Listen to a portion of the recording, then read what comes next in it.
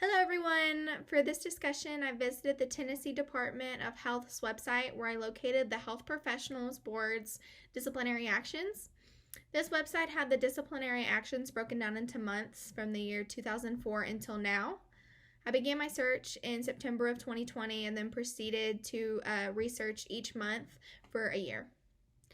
Over the course of the year, there were only 6 cases listed, 5 of which were LPCs, and the 6th was an LMFT. The most common reasons for a board to discipline a counselor was for inappropriate relations with clients or professional misconduct, which could be unethical or unprofessional conduct.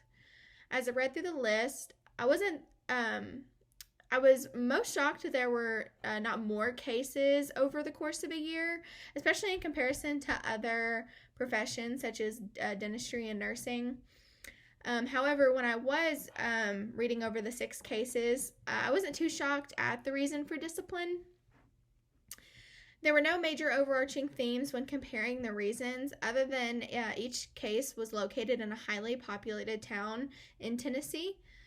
The other commonality was that nearly every disciplinary action included the requirement of obtaining a practice monitor. One case that stood out to me in particular was from June of 2020. A LPC MHSP in Chattanooga, Tennessee, had violated their license by being guilty of engaging in professional misconduct, including but not limited to sexual and or romantic counselor-client interactions or relations with former client prior to a period of 5 years following the last professional contact. This counselor violated the following 2014 ACA Code of Ethics codes. A5A, sexual and or romantic relationships prohibited, and Code A5C, sexual and or romantic relationships with former clients.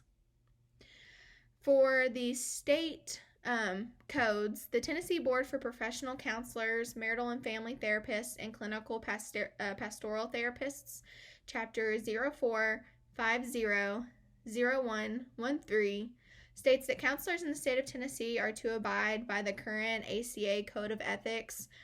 Therefore, the state codes that were violated are the same as the ones that I previously stated. As far as the discipline that was taken for this violation, the actions that were included were that his license was placed on probation. He must obtain a practice monitor and submit monthly reports to the disciplinary coordinator, and they assessed the reasonable costs of investigation and enforcement in this matter. So as far as impairment goes, the 2014 ACA Code of Ethics defines counselor impairment as a significantly diminished capacity to perform professional functions. There was one code that I found in the Code of Ethics that specifically was titled impairment, and that was code C2G. And this code discusses the responsibility that a counselor has by holding themselves accountable for any signs of impairment, which can be physical, mental, or emotional. Counselors also are to seek help if they feel that it's necessary, and when it definitely is necessary, that's one of their responsibilities. And the counselors also have a responsibility to hold colleagues accountable for impairment. And so after reviewing this discussion and working through this, my one question that came to mind was why over the course of a year there were only 6 disciplinary actions taken in Tennessee for mental health professionals, especially in comparison to other professions. I guess I was thinking, could this be due to the training that counselors must receive, or could it have something to do with the number of counselors and the number of cases in comparison to other professionals, such as the large number of nurses in Tennessee versus their cases? Could the just differences in numbers of each of these professions have something to do with the numbers of cases? So that's going to conclude this video. Thank you guys for watching.